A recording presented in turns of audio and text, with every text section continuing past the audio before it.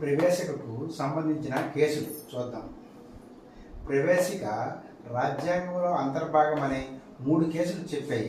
అవి mineral mills ఒకటి 1980లో, అలాగే ఎస్ఆర్ బొమ్మాయి 1994, అలాగే ఎల్ఐసి ఆఫ్ ఇండియా 1995. అలాగే నెక్స్ట్ ప్రవేశిక రాజ్యాంగంలో అంతర్భాగమే కానీ మౌలిక స్వరూపానికి భంగం కలగకుండా సవరించవచ్చు అనేది కేశవానంద భారతి 1973లో చెప్పారు.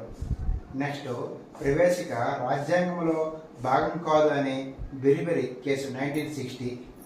నెక్స్ట్ గోరఖ్నాథ్ వర్సెస్ పంజాబ్ 1967లో రాజ్యాంగ సవరణ చట్టాలు న్యాయ సమీక్ష పరిధిలోకి వస్తాయి అని చెప్పారు. నెక్స్ట్ గోరఖ్నాథ్ వర్సెస్ పంజాబ్ 1967లో రాజ్య ఆదర్శాల మరియు